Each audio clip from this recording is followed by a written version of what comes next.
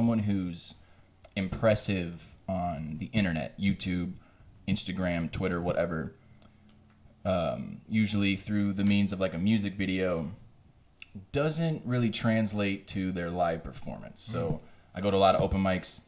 I curate a lot of showcases. I go out to a lot of shows, usually local stuff. I've also opened for bigger acts, but I see a lot of kids ages, 16 to even my age, 26, and they're rapping over their songs, their tracks. They're not being an MC. They're not being a master of ceremonies, so to speak. They're literally just playing the song that they recorded in the studio, and they're having that play through the PA system, and they're rapping over that. But these same artists, you go to their YouTube, you go to their Instagram, and they might be popping or they might be faking how popular they are. So I'm in this climate where it's like, how do I stand out as an artist? Because I'm impressive in the flesh when I rap over an instrumental, but it might not translate so well like with music videos or like what my Instagram following is. So interesting. So I'm seeing a deterioration of the actual foundation of hip hop culture, which is being able to spit over an instrumental, either your best written lyrics or your best lyrics off the top. We're just not seeing it a lot anymore, even in Chicago. So I've noticed that as far as artists performing over their music that they just recorded. When we were coming up, that was a no-no. Absolutely not. That's to me, that's just lazy. It's unacceptable. Use your instrumental because you have it and flow. Do your thing, because to me, the best part of it is the live performance, dude. Because that energy that you give to that crowd, it comes back. And there's no other feeling. Like, I'm an actor now, okay?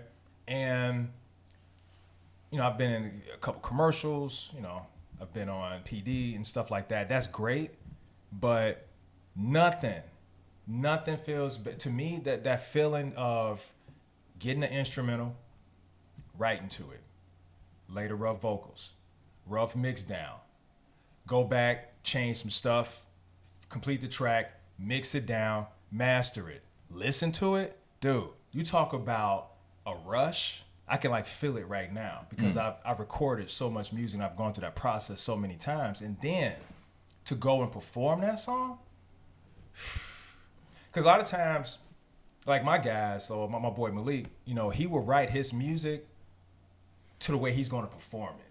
You know what I'm saying? Right. So he's already thinking about the performance. And I think artists, artists will get further in their careers if they master that live performance. You cannot shortchange because you only cheating yourself in that regard, because absolutely. That's what the money is, people. You can sell merchandise, but the money is the live shows. Everyone's streaming. First of all, if you're gonna do it, just do it.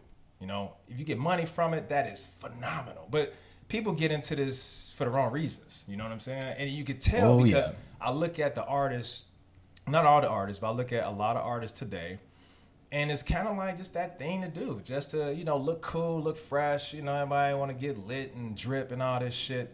And it's like, that's cool if your flow on point, but if you sound like, somebody that just needs to just shut their damn mouth, then you need to go sit down somewhere and work on your craft. Because I used to be that kind of cranky old guy that was listening to the current music like, oh, that's bullshit, that's garbage. They're not saying nothing.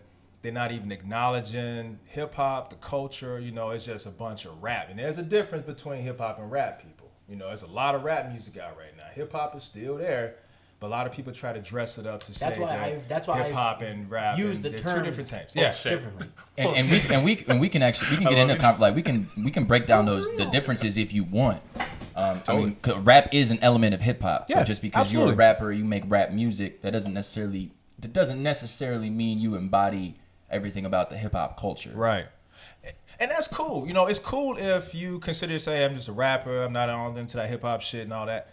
That's fine too. I'd rather someone be upfront and be honest with themselves, because you got a lot of people out there trying to just use the hip hop flag just to get more exposure.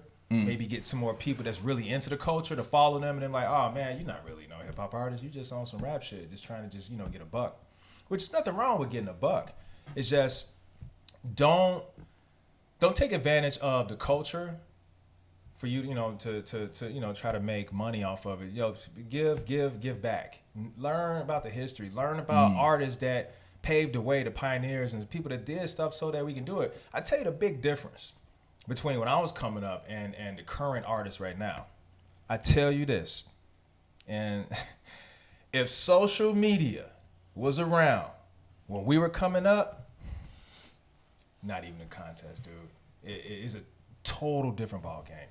And I think that is an outlet. It's a gift and a curse. You don't have any labels anymore. You don't have any A&Rs anymore, but you do have social media. You just have to do everything yourself. You don't have people that's doing things for you. And really, as we were coming up, those avenues and things were starting to kind of dry up anyway. A man named Eminem started that. When M didn't get signed, man, A&Rs lost their jobs all over the country. Dude, they was like, how this dude did not get signed? When 50 signed him, I mean, that really just changed the game up, man. And then the whole social media, and downloading and music and stuff like that. So labels really they just became obsolete because people like, man, I can do this myself. I don't want to pay a label because a label is just it's just a bank. I don't want to give my money to that company. And I want to shoot my own video. I just want to be independent. I want all of my money. I'll do a distribution deal with you, but I want my, I want to have a bigger say so. So I think that's the difference. I think the artists now are much smarter. They're much more business savvy. They have they got their business together. A lot of them do, or because you have to. Right.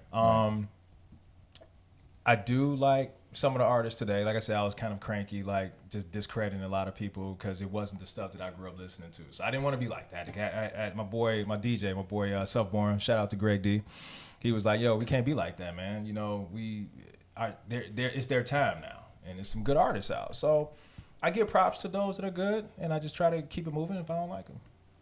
Yeah, it's it's interesting because I curate a lot of shows in the city, and the guys that I curate with Ever Evolved, gentlemen like Rhymester, Radcliffe Music, Mike Booth, shout out.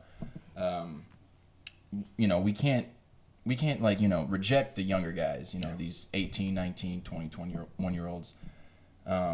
So we're creating these hip hop showcases, and it's a mixture of this old school and this new school, and it's this weird clash where the younger guys are just performing over their tracks and jumping up and down and screaming over auto-tune, and it's like, yeah, the song might sound phenomenal on the record, the music video might look amazing, but then when it translates to the flesh, people are kind of turned off. And it's like with people like myself or some of the other guys that I regularly collaborate with, we're amazing live, we're rapping over the instrumental, fast lyrics, or just, good cadences, there you go, deep poetry. Right.